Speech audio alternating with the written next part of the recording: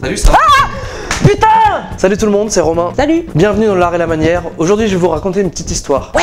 C'est l'histoire de deux hommes qui entretiennent une rivalité depuis des années, et alors que l'un d'entre eux est en train de marcher, l'autre passe devant en courant. Le premier homme se met alors à courir, et une course infernale commence. Chacun essaye de distancer l'autre, et de mettre toute son énergie pour aller plus vite à chaque pas. Il court et il court sans fin pendant des heures avec aucun autre but que d'être plus rapide que l'autre. Et au bout d'un moment, il voit un ravin devant eux. Et tous les deux voient le ravin, mais en fait chacun se dit « Moi je veux bien ralentir, mais voilà, si je commence à ralentir et que l'autre non, eh ben je vais me faire distancer, et ça c'est impossible. Enfin je veux dire, j'ai bien vu qu'il y avait un ravin, mais je veux pas perdre. Moi je suis vraiment motivé pour gagner cette épreuve. Et je voudrais passer un petit message, je voudrais faire un gros bisou à ma maman. » Et la course s'accélère encore. Et finalement, les deux hommes arrivent à un point où ils ne peuvent plus ralentir, où la chute est inévitable.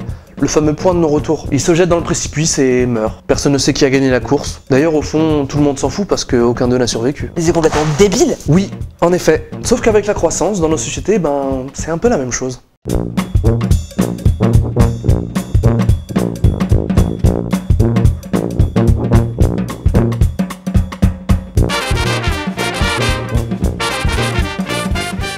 Évidemment, l'histoire que je viens de raconter, c'est pas une thèse d'économie, c'est juste pour illustrer un truc. Nous sommes des gros névrosés de la croissance, et ça risque de nous tuer. Ce rabat-joie, quoi. La croissance, elle est dans presque toutes les bouches. Comme ma... Je disais, la croissance, c'est un objectif qui est presque universellement partagé parmi les dirigeants politiques, les économistes ou les journalistes qu'on entend dans les grands médias. J'ai bien dit presque. Mais c'est quoi ce truc exactement? Tout d'abord, quand on parle de croissance du produit intérieur brut, c'est-à-dire tous les échanges de marchandises ou de services dans notre pays. Ah, on parle de moi là, non? Ce PIB, il définit le classement des pays les plus riches du monde. Et forcément, tout le monde se tire un peu la bourre pour pas décrocher de la course. Quand vous entendez que la France est 5e ou 6e puissance mondiale, c'est en fonction de ce critère et pas d'un autre. C'est que le PIB, il a un pouvoir symbolique très fort dans les relations internationales. Dans cette course, il s'agit de produire de plus en plus de marchandises et de services, de les échanger pour augmenter le PIB et donc avoir de la croissance. Et du coup, nous enrichir, vu que vous travaillez pour nous. Ok, les définitions, on est bon, mais c'est quoi le problème du coup? Déjà, c'est quand même un peu curieux de faire de la quantité de production, le PIB, le but de notre économie, et pas ricochet le but de la société. Prenons un exemple. Si ce week-end je décide de prendre mon vélo et d'aller me balader en forêt, honnêtement je vais kiffer, je vais même ramasser quelques champignons, je vais passer un super moment avec mes potes. Du point de vue de la croissance, je suis complètement inutile. Mais grave, des forêts gratuites, hippie de merde. Au contraire, si ce week-end je décide de prendre ma voiture et que j'ai un accident, c'est vraiment pas top pour moi, et même du point de vue de la société, c'est pas spécialement positif. Mais au contraire, j'ai dépensé de l'essence, je vais faire venir un dépanneur pour venir chercher ma voiture, je vais la faire réparer ou peut-être en acheter une autre, etc. Là, je crée de la croissance. Ah bah voilà, quand vous faites des efforts. Vous voyez bien là que le critère de la croissance, c'est absolument absurde pour une société. Romain, elles sont vraiment pourries, tes histoires. Pour aller plus loin, quand les êtres humains s'organisent en société, ils ont forcément des choses à produire, notamment dans les sociétés sédentaires. On a besoin de construire un toit sur notre tête, des outils, de la nourriture, des vêtements, des moyens de locomotion, de communication, d'éducation ou de loisirs, etc. Donc en fonction de ces besoins, on produit et on échange. C'est la base de l'économie. Mais voilà, aujourd'hui on est très loin de cette conception de la production et des besoins. En fait, on est même dans un schéma totalement inverse. Comme le PIB c'est le critère numéro 1, le but de nos sociétés c'est de produire toujours plus pour pas se faire distancer par les autres pays.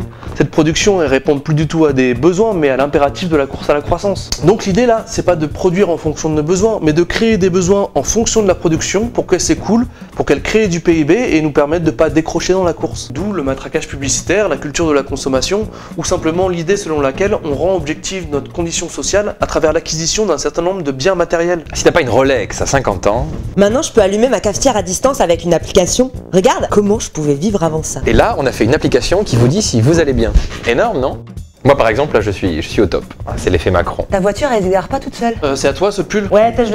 Non, c'est bon, il est trop 2016. Et le vice est poussé au point où on nous fait acheter des objets qui ont une durée de vie limitée exprès pour devoir en racheter de nouveaux régulièrement. Oui, l'obsolescence programmée. Du génie, n'est-ce pas? Bref, tout ça marche un peu sur la tête et on est un peu pris pour des cons. Non, c'est pas ça. C'est juste que... Enfin que... Mais s'il y avait que ça encore, ça irait. Sauf que voilà, produire ça pollue et vouloir produire toujours plus sans limite dans un monde avec des ressources limitées, forcément un jour ou l'autre ça pose un problème. Et c'est là qu'apparaît le ravin devant nous alors que la course va de plus en plus vite. Vous savez, toute production humaine pollue. Couper un arbre pour construire une maison, c'est ça qu'on retire au processus de transformation du CO2 en oxygène. Mais les ressources naturelles, c'est pas un stock, c'est un flux qui se reconstitue chaque année dans une certaine limite. Cette capacité de reconstitution des ressources naturelles, elle a été identifiée. Et chaque année, il y a une date à partir de laquelle tout ce qu'on qu'on pollue ne sera pas régénéré par notre environnement en un an. En fait, c'est une date à partir de laquelle on s'endette écologiquement parlant. Pour illustrer ce qui suit, on va utiliser un calendrier moche avec des chiens dessus, vendu par un mec qui se fait passer pour les encombrants du quartier parce qu'il a un gilet jaune. Imaginons, on utilise la même méthodologie qui a permis de déterminer ce fameux jour en 2017. On obtient les dates suivantes. En 1971, c'était le 24 décembre. Ça veut dire que déjà, dans les années 70, on commence à trop polluer pour la planète. Ah, ça va, c'est Noël. En 1987, l'année de ma naissance, c'était le 25 octobre. Et 10 ans après, en 1997, on passe au 2 octobre. En 2007, ce fameux jour du dépassement, c'était le 19 août. Et cette année, en 2017, c'était le 2 août. Aujourd'hui, on vit donc 40% de l'année à crédit sur notre écosystème, et ça s'empire. En fait, c'est simple, tant qu'on sera embarqué dans cette course à la croissance qui nous oblige à produire toujours plus, on n'arrivera pas à vivre sur Terre sans mettre en danger notre écosystème. Presque tout le monde voit le ravin ou le mur dans lequel on va s'éclater, mais personne n'est prêt à arrêter la course. Oui, l'écologie c'est sympa, mais il faut que nos entreprises restent compétitives. Au contraire même, on en est arrivé à créer des milliers de petits pansements ou des solutions de fuite en avant pour pas remettre en cause notre modèle de production. Faut dire que ça rapporte. On a inventé la croissance verte, on fait du greenwashing avec nos produits de consommation quotidien, et on va même jusqu'à travailler sur d'immenses miroirs qu'on veut mettre en orbite au-dessus de la Terre pour réfléchir la lumière du soleil plutôt que de se poser la question de nos propres modes de vie. Tout ça à cause d'une course stupide à la production. Sans qu'on soit forcément d'accord sur la société qu'on veut construire, on peut au moins se dire que celle-là nous emmène à la catastrophe, et qu'elle est au moins aussi stupide que cette course des deux hommes qui finissent par sauter dans le vide. Vous vous souvenez, dans cette histoire, il y avait un point à partir duquel les deux hommes pouvaient plus faire marche arrière. Sur notre planète, le point de non-retour de l'histoire, il a été identifié notamment par les études du GIEC. C'est un groupement de scientifiques international et indépendants qui étudie le réchauffement climatique, ses causes et ses effets sur l'environnement. Il a notamment montré qu'une augmentation de la température de 1,5 à 2 degrés ferait rentrer l'écosystème dans une spirale infernale de réchauffement, et pour éviter ça, il préconise une baisse des émissions de gaz à effet de serre de 40 à 70% d'ici 2050 par rapport au niveau de 2010, et pour atteindre quasiment zéro en 2100. Si on garde la croissance comme marqueur de progrès, en gros si on continue cette course, je ne vois pas comment c'est possible de ne pas provoquer une catastrophe climatique. Je connais pas toutes les solutions, mais je pense qu'une part importante réside dans notre manière de produire. On doit repartir de nos besoins et produire en fonction d'eux. C'est-à-dire se loger, se nourrir, se vêtir, se déplacer, communiquer, s'émanciper et peut-être plein d'autres choses encore. Mais ce qu'il faut, c'est sortir de la logique où les besoins accompagnent la production. Bref, ne plus faire de la croissance un marqueur. Et quand on y pense, ce serait quelque chose de libérateur.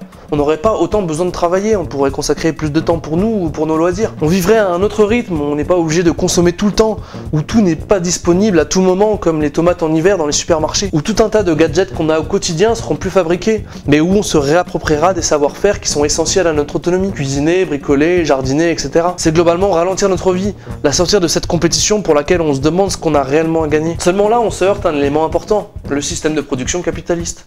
En fait, il suffit de se poser une question. À qui appartient l'appareil de production ? À des personnes dont l'enrichissement dépend d'une production de plus en plus importante. Toi-même tu sais, comme disent les jeunes de banlieue. Pour survivre, le capitalisme a besoin mécaniquement de se développer, c'est-à-dire de produire plus et de marchandiser plus. C'est ce qu'on appelle un système glouton.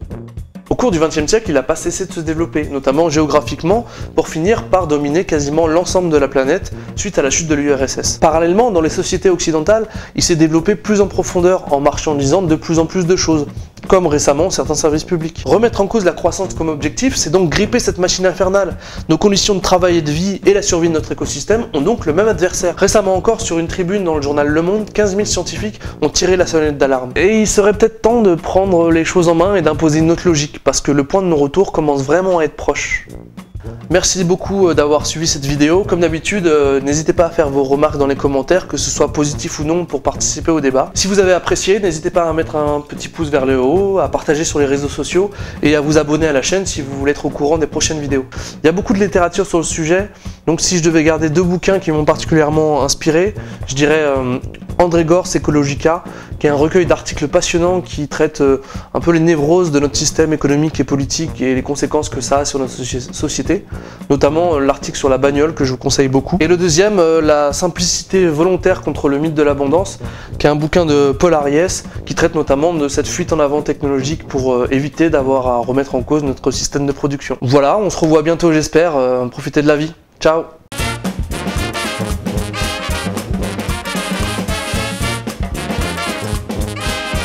Pour être beau et riche comme moi, abonne-toi.